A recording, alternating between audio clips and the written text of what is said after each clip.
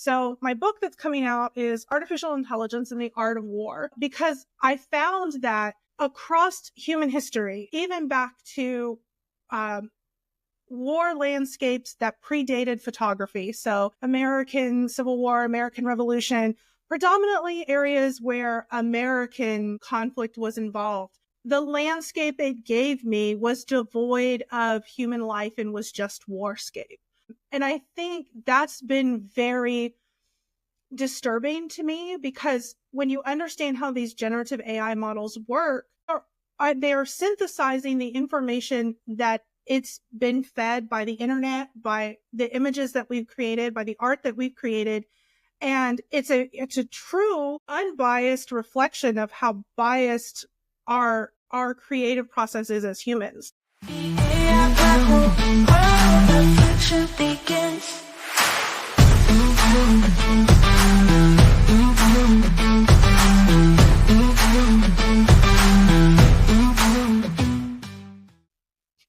Welcome to the AI Grapple podcast. My name is Kate vanderVoort, founder and CEO of Social Mediology and the AI Success Lab. In today's episode, we are diving into the world of fine art, AI, and the evolving definition of creativity with Amanda McCallister, the brilliant mind behind Alice Absolutely. Amanda, who's also happy to go by Alice, doesn't just use AI, she collaborates with it, pushing boundaries and challenging the way we think about authorship, ethics, and artistic expression in the machine learning era. From her deep dive into AI-generated art to the unexpected discoveries that shaped her upcoming book, Alice shares insights that will make you rethink how AI reflects, or perhaps distorts, our collective human history. If you've ever questioned what makes art authentic or wondered about the role of AI in creativity, this is the episode for you. Welcome to the podcast, Alice. It's so great to have you here. Thank you for having me on, Kate. I'm excited to talk with you today. Why don't we get started by you giving us a bit of a background of who you are and how you've come to be working in the world of AI and fine art? Of course. So I have a background in managing fine art galleries and doing work for local nonprofit fine arts organizations. I'm an artist myself. I am a trained photographer, but a self-taught painter. And a friend of mine who is a high school art teacher, she teaches advanced placement art classes. So her students take a test at the end of the course and they can get college credit for their work. In 2022, I believe, she reached out to me because the College Board, the organization that oversees the college classes, was struggling with the onslaught, if you will, of advanced, of AI-generated art in advanced placement. Students were turning in AI-generated artwork in their portfolios for evaluation for this college credit. And she asked me to join her in an exhibition that was entirely artificial intelligence artwork and kind of feel out what students could do with it as a tool, how students could use it as a medium for art, separate from a tool, and what kind of ethical and moral constraints needed to be built around artificial intelligence artwork. She consults with the College Board as well. And I really didn't have much of a passing opinion of AI at the time. I knew, I had heard of Rafik Anadol, and of course I was familiar with Harold Cohen and Aaron from the 1960s, but it just really wasn't on my radar. And I went very deep into the rabbit hole and was completely in love with the potential and the possibility.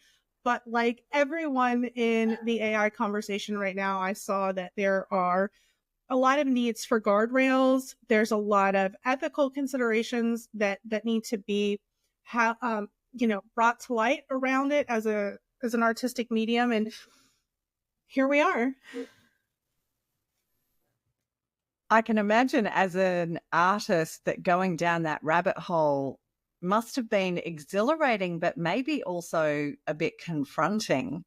I think the elephant in the room is that this balance between AI and human creativity, I think, is a big question that people have. How do you personally use AI as a collaborator rather than replacing, I guess, your own human creativity? So for this particular exhibition, my friend and I went at this exhibit in two completely different directions. She wanted to break the AI. She wanted to give it so much information and so much detail that it didn't know what to do with all of the information that it gave her, or all the information that she gave it. So she kind of wanted to just like see how she could break the system, and in breaking the system, what kind of weird happy accidents from Bob Ross that you could kind of get from the system. And I went completely the opposite direction. I wanted to give the artificial intelligence as little information as possible, as few characters, as few details, at times only punctuation marks. So I ran a whole generation, probably 12 to 1500 images that I generated just off of a comma, another set of generations after a colon, to really get the system to show me what it was thinking with very little guidance. And then her process was break it, find the image you like, and hit print. Mine was turn it loose, see what it gives me, and then pull that image out, edit it, manipulate it, process it by hand, and finish it off as a composition in a similar way to what you would do as an artist if you were collaborating with another artist.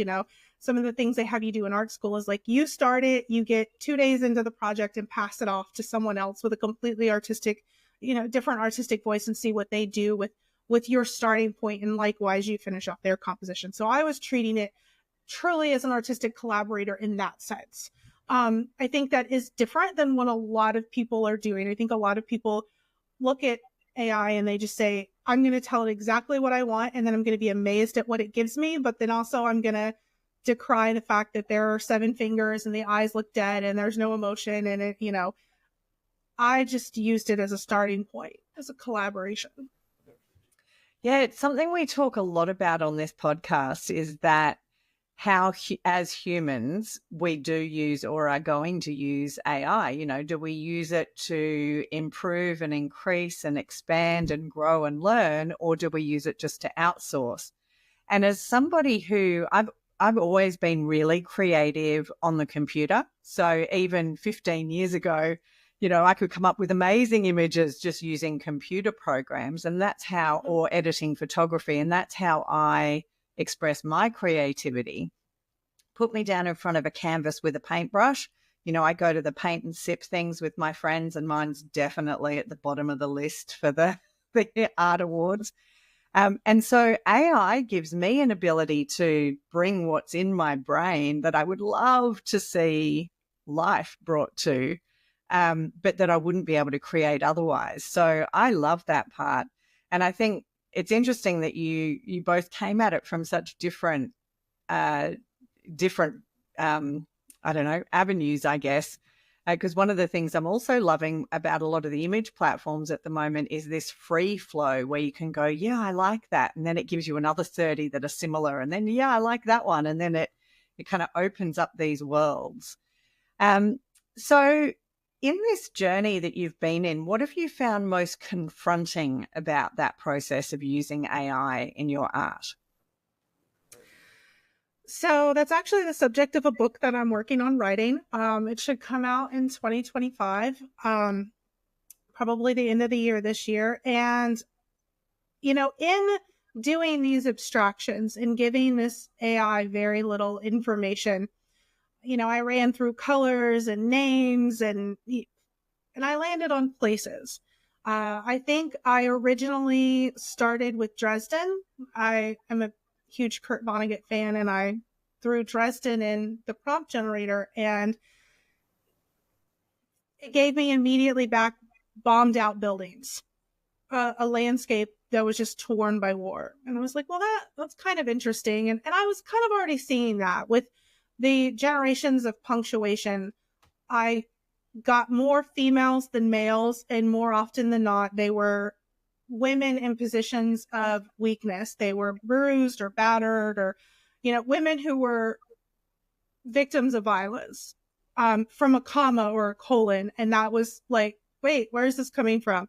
And when I landed on places and Dresden immediately popped back, bombed out buildings, I thought, okay, well, let's try different things. And of course, if I prompted it with like Dresden City Hall, I got a very respectable building. Again, if I told it what I wanted, it would give me exactly what I wanted. But when I didn't give it those details, when I said Vietnam and said nothing else, it was burning jungles. When I said Afghanistan, it was sand dunes and drones and, again, warscapes. So my book that's coming out is Artificial Intelligence and the Art of War, because I found that across human history, even back to war landscapes that predated photography, so American Civil War, American Revolution, predominantly areas where American conflict was involved. The landscape it gave me was devoid of human life and was just warscape. And I think that's been very disturbing to me, because when you understand how these generative AI models work, they are synthesizing the information that it's been fed by the internet, by the images that we've created, by the art that we've created. And it's a true unbiased reflection of how biased our creative process is as humans.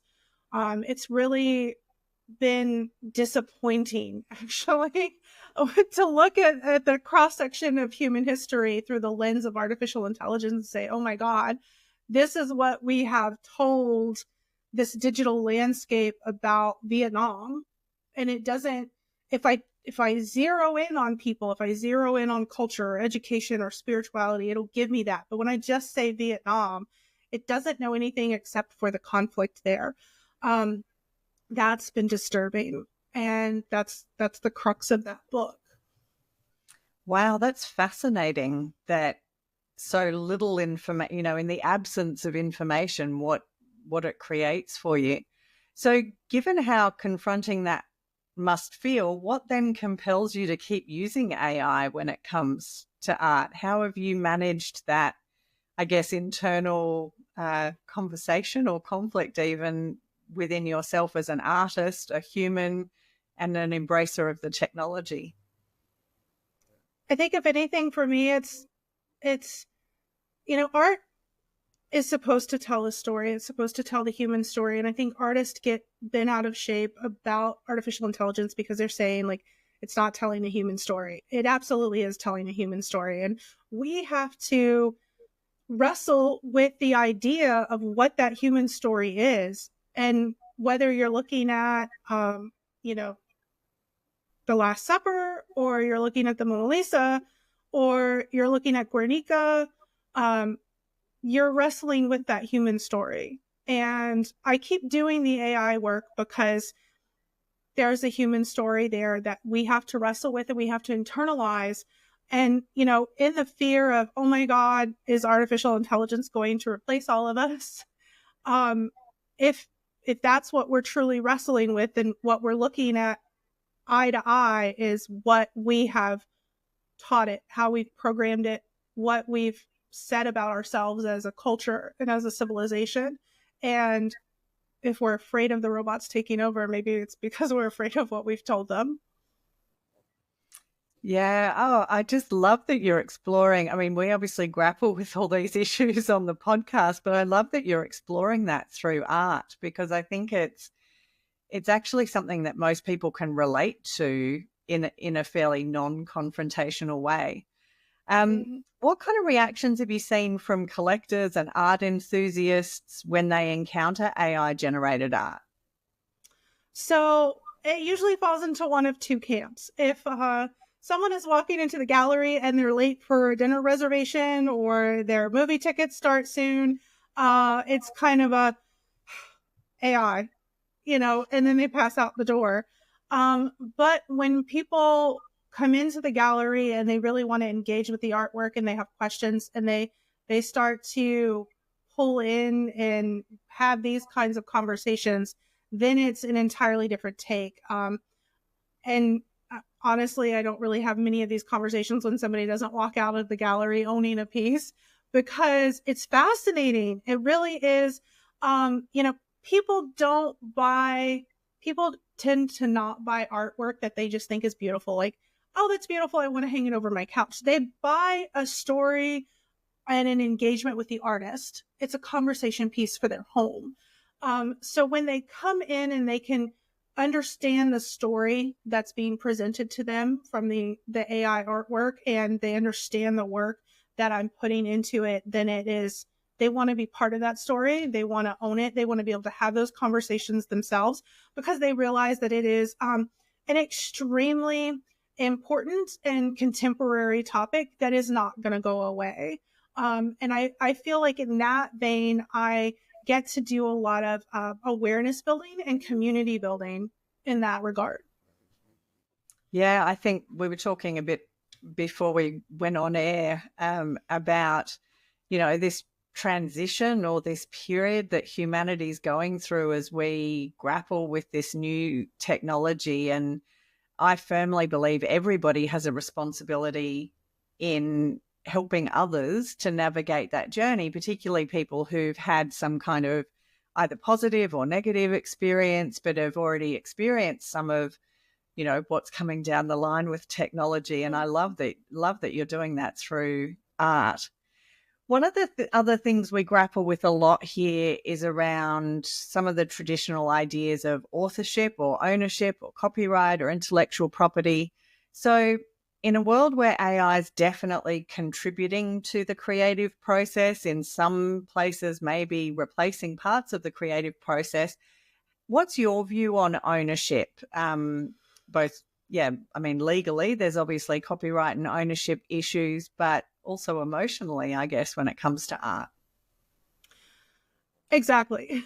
And it's a very complicated, complex landscape. And one of the things I knew when I started my artificial intelligence journey from that very question, from the question of authorship and how to use it with integrity and how to do it in such a way that it worked within your artistic voice as a tool or as a medium rather than replacing the creativity of an artist. So I knew when my friend and I got started on this journey that we were going to be challenged at every single step along the way. And that's why we were doing the journey. So we both built our processes around knowing that we were going to be challenged in that way.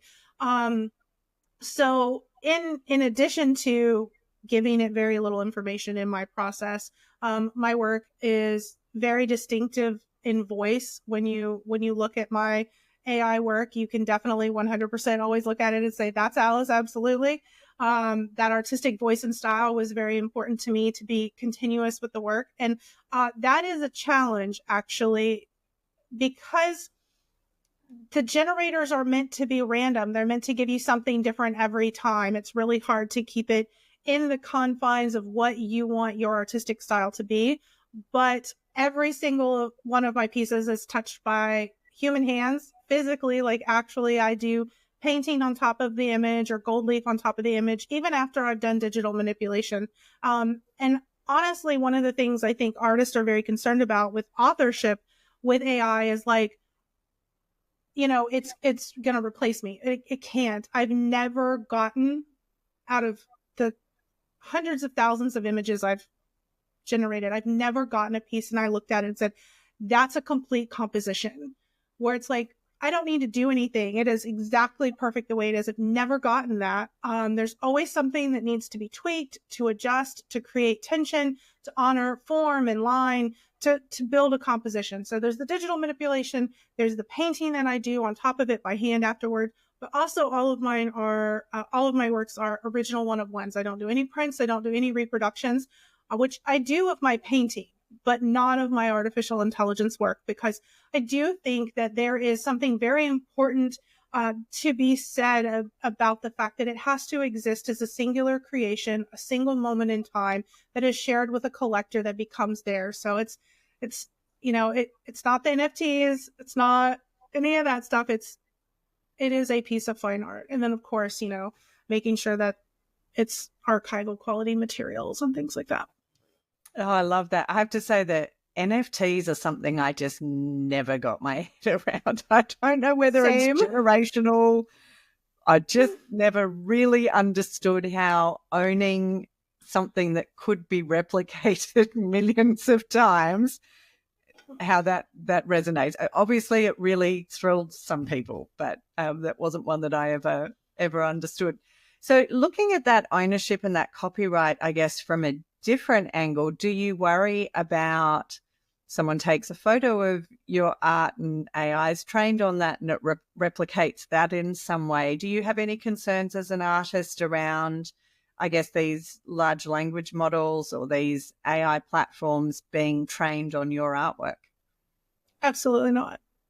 For exactly the same reason that you were talking about how much you enjoyed working with computerized art and how you didn't feel like an artist until you got in front of the computer and you were able to do things with that tool that you weren't able to do with a paintbrush. AI democratizes creativity. And if that is a platform that gives another human being the ability to tell their story creatively or artistically, I'm all for that. I'm 100% here for that. Hell yes. That's how we have a collective human story, is that we enable and we empower people to tell that story. So AI is intimidating because it pulls down the barriers and it blows open the gates, and people can't say, oh, well, you have to start here, or you have to do this thing, or you have to learn this skill first. And it's a tool. So if my work as an artist inspires someone else to pick up AI and that model is trained off my work, man, yeah, I did my job as an artist. I inspired somebody. I'm not intimidated by that, but I'm also not the person that's like, no photography in the art gallery. And, is this watermarked before I put it online? Because once we create it, we don't own it anymore. It's up to the world to interpret it and appreciate it and respect it. So I have probably a anomalous interpretation of ownership as an artist anyways. Oh, I absolutely love that. I mean, we're very aligned. I've been saying for years, even in business, that I think copyright and intellectual property is dead in a lot of ways. And it's incredible to me when you look at, and there's even research on it about how ideas can pop up simultaneously in different places. And as soon as the internet unlocked information, and now AI unlocks information and data in ways that we still, I don't even think, can comprehend with our little human brains. And I love that idea of, if I share something and someone takes that and turns that into something else, it's not that they've taken something of mine, it's inspired, that human generation or evolution of ideas and of content. So I love that. We're very, very aligned in how we see that. I think you're probably the first person in the creative industries, however, that has been that open about that concept. And so I think that bodes well. And the fact that you're sharing that so openly with other artists and other creatives is really important too. When I was teaching, one of the things that I really drilled down in and realized was a core belief that I held personally was there's not a single idea in the entire expanse of human history that ever did anyone good sitting in that one person's brain. If that knowledge isn't shared, if that idea and that way of thinking isn't put out into the world, it does nothing to advance humanity or our civilization. And that's what we're all here for. So you got to throw it is the balancing act, because you do need to It find a is. way to live and to monetize your ideas and your creativity. And but I think that's one of the biggest questions of our time is how we're going to navigate that that element of how do we monetize, survive, continue to participate in the economy of the world whilst also allowing things to be free and open and to have their own, their own life, I guess, and grow beyond us. One of the other things I'm really interested in, and I can't wait to hear your perspective on this, is, and I'll give just a quick example. So we manage a global meditation community for one of our clients on social media, and we often share poetry and music into that community because it really speaks to people. And when people are dealing with challenges in their life, often poetry or art or music, can be healing, can really help in all sorts of ways emotionally. I did an experiment early on in my AI journey where I got AI to create a poem about worlds crumbling apart and the role of meditation in rebuilding and in helping to heal. And I shared that into this community, and the response was, oh my goodness, you've spoken to my soul. You've touched me. Thank you so much. I needed to hear that today.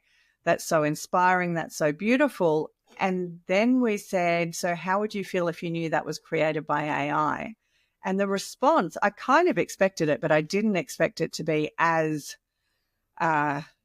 overwhelming as the response was, which was that poem has no meaning. It no longer speaks to me. I hate it. How, I feel manipulated, or I feel like I've been robbed. And so I guess the question out of that example is, how do you balance, or how do you approach that? I don't even know what the question is, but how do you approach that when people say, well, it's AI generated, it has no soul, it has no human connection? Does my question make sense? It does. It does. And I think, I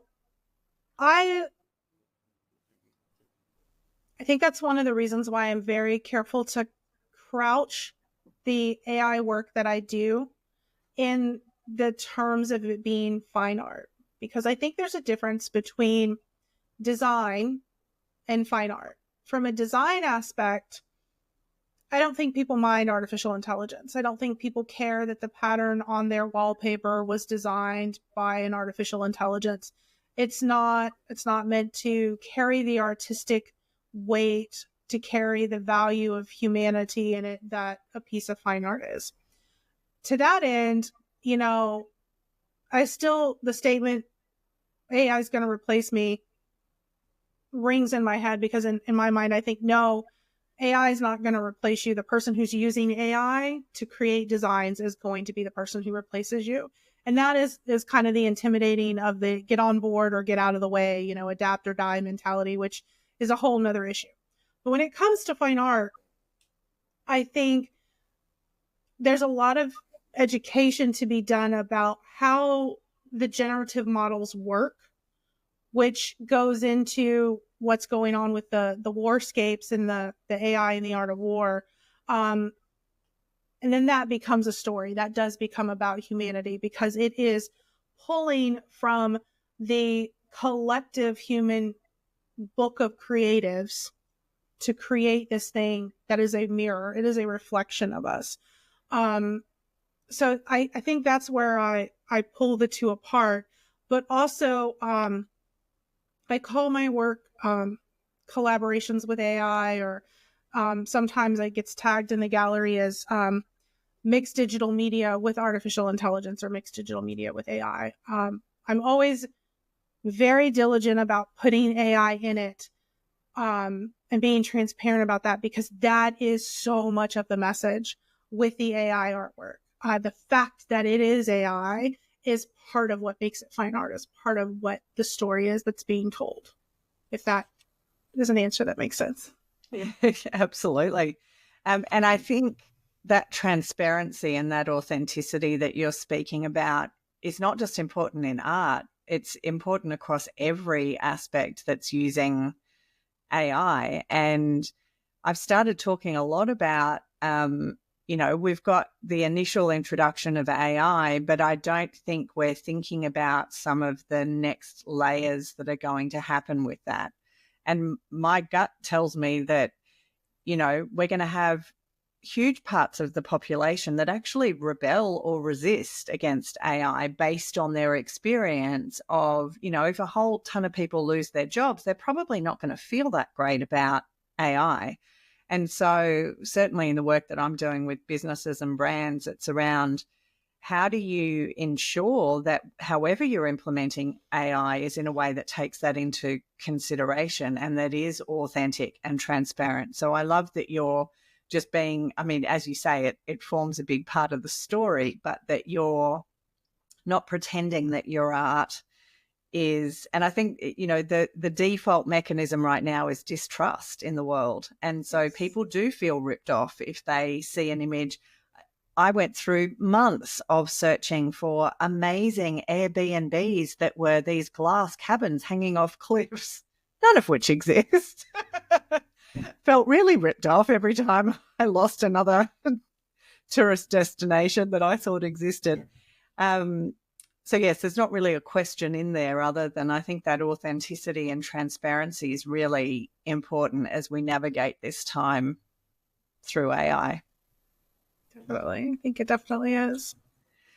So as you stand on the hill, Alice, and look at the next, we used to say the next 5 to 10 years. I think now we say 5 to 10 months, next 5 to 10 minutes. What are you most excited about, I guess, in terms of what's coming with AI, and how do you see that it's going to continue to impact art and creativity? So I am really excited about the video aspects that I see coming because as a trained photographer, video is kind of the mystery thing that's like always been a little bit, too far ahead of me, that I haven't really been able to wrap my brain around. And I play with some of the video generators. I've played with Sora and NVIDIA and those sorts of things. And, Opus AI to cut down clips doesn't mystify me, but we are going to get to a point where it's creating video out of absolutely nothing. And that, because I recognize my static image limitations as an artist, it just blows my mind. I understand and I can internalize how generative AI works to create an image. But dude, you're going to make it move? What? That to me is just incredible. And I'm excited to see what happens there. And I know there's a lot of models that already exist. And I think it's fascinating. But yeah, I think that is something I'm really looking forward to. And I'm also looking forward to how humanity deals with this, because I do think whenever you're in a position of expecting corporations to put guardrails on their profits, you're in a bad position of negotiation. So it's up to us as professionals, professional artists, professional marketers, professional authors, whatever our avenue is, it's up to us to establish the professional guardrails for these systems. And I'm excited to see what industries and professions do to make this ethical. I see professionals rising up in all fields, doing this work, having these conversations, and trying to flesh out what needs to come so that it stays in its lane. So that's not a technological innovation, but it's going to have a huge impact on AI. And I'm excited about the human part of AI. Yeah, you talk about video. I think a lot of us were really excited about the video innovation that hasn't yet quite, we see these demos and it's like one line of text created this. It's like, yeah, did it really? I don't want to do any more Instagram reels. I'm done. I don't want to make people. Right. That's right. And I still chuckle daily at how people either completely underestimate AI, like they've given it a one-line prompt and they go, oh, it's rubbish, it can't do what I do. Or we completely overestimate what AI can do. It's been 2 years and it's incredible how far the technology has come. But I do, I look at my kids who are 9 and 11 at the moment, and I think we are the last generation that will ever know that something was solely created by a human being. And that is a moment to mark in history. And I think we will be really sentimental about that as we grow older. But I know that my kids, just like they don't really know what a cassette tape is, for our kids, it'll just be normal. So it's certainly a fascinating time to be alive as we go through this as humanity. Now, is there anything else you'd like to share before we wrap up? And obviously we will include links to all of your platforms because I'm sure people are dying to go and have a look at your artwork. But is there anything else before you share those links that you'd like to leave us with as we wrap up? I think, have fun, generating your profile pictures on Lensa. But there are some really fantastic AI artists out in the world that are doing things very similar to what I'm doing. Not similar artistically, but playing with it, going down the rabbit hole, using it in an ethical fashion, and using it to create fine art. And I would say investigate that. When you're doom scrolling Instagram, do a hashtag for AI art and look at what's really out there that's crossing the boundaries and the borders between just prompt generation and asking exactly this or exactly that. And they're experimenting and they're playing and they're doing new and inventive things. Let's check them out. There's some really good art out there that's AI, as terrible as AI is supposed to be. But there really are some great artists out there. Well, I will certainly be doing that. But Alice, how can people find out more about Alice Absolutely, and where's the best place for them to see your amazing art? So I am on Instagram, Alice Absolutely. I have a website that's aliceabsolutely.com, and I'm also on Facebook, Alice Absolutely. So you'll find me all those places as Alice Absolutely. Super easy. We will also include those links for those that didn't quite get that, but you've made it super easy for people to find you. Thank you so much for your time today. I've really enjoyed exploring some of those issues, and I think your view on all of that is really refreshing. So I've really enjoyed our conversation. Thank you so much for having me on. I appreciate you taking time with me and letting me talk to your audience. It's amazing. Thank you. Thank you for tuning in to the AI Grapple. If you enjoyed this episode, please share it with your friends and colleagues and subscribe on your favourite podcast platform. We would love to hear your thoughts, so reach out with any questions or comments about the show. Until next time, keep grappling with AI and stay curious.